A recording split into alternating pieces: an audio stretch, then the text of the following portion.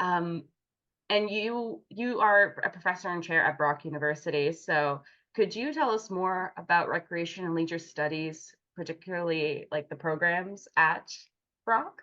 Yeah, for sure. So, yeah, we are in the Department of Recreation and Leisure Studies, and we have a 4-year degree program. And in that 4-year degree program, students can specialize either in community recreation, outdoor recreation, or therapeutic recreation. And we actually, we just found out in the last couple of weeks that kind of pending further approval, we will be having a specific Bachelor of Therapeutic Recreation degree, but that there's still a couple ministry approvals that need to happen. But we have a therapeutic rec program, but that will become a standalone degree program. So we're excited about that. Um, but within those three concentration areas right now, uh, students take kind of a core curriculum that's foundational in recreation and leisure studies. So kind of understanding, a bit about the discipline and the theory and philosophy of recreation and leisure so that when they're working with individuals in whatever context, they can kind of understand the psychology and sociology of why people, enjoy recreation and leisure, why it's important, the research around it, that type of thing. Uh, and then as students kind of move through the program, they specialize more within each of those concentration areas to, gain the knowledge, skills, and dispositions that are really important to understand to, work in a particular area. And then students can take electives across those three areas. So if somebody's really interested in community and therapeutic recreation, they can kind of, ensure that they're getting some coursework across the board so that they can, find employment opportunities in, whatever context they're interested in. We also are, in terms of the outdoor area, we have in next fall, in 2025, we'll be starting a concurrent Bachelor of Recreation and Leisure Studies and Bachelor of Ed with a specialization in outdoor education program. So students would come in, go through the recreation and leisure program, and then go right into a 2-year concurrent Bachelor of Ed program at Brock in the Faculty of Education, and then come out with teaching credentials to teach at the junior intermediate level with specialization in health and physical education. So we're really excited about that. Um, and yeah, we've got some great things, happening, across the board in all of our programs. So students have the opportunity to do placements and internships. We've got a lot of great community partners and agencies and organizations that we work with.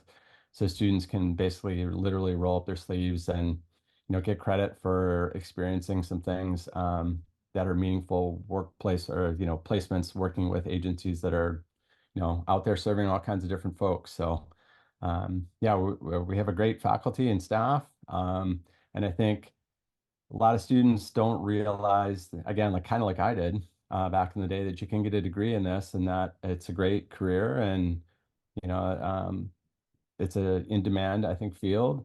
And that, in some ways it's nice because, our job as recreation and leisure professionals is what lots of people, that's what they want to do. It's like they're looking forward to that on the weekend or when they have time to get to the recreation center or to their program or their sports league or whatever it is. That's what we do every day is we help people, engage in those experiences. So it is work on one side of things, but it's also very rewarding on the other. So our program, helps people get jobs in the field and be successful, in their careers. That's wonderful. Um, yeah, 'cause especially the aspect of like, there's this field is really is growing. I think, especially we at YouthSpeak, we talk about online overdrive and being on our phones and technology Hmm. and all of that, more work from home opportunities. For sure, like there are benefits to the way that technology has improved people's lives day to day, but um, physically getting outside and that aspect of life is, it's needed now more than ever. So I can definitely see where there's a lot of growth in this field. Hmm. Yeah, it's, and just the side note on the technology side of things, I think um, a lot of people are apprehensive to get away from their technology And I think in, recreation and leisure, one of the nice things is you can, technology is integrated into all aspects of it. But in some cases, like for example, in some of the outdoor recreation courses that we have, we're in places where there really isn't cell service. And so we just say to students, you know what, you might as well not even bring your phone because there's really, you can use it as a camera, but there's no way to, do anything else.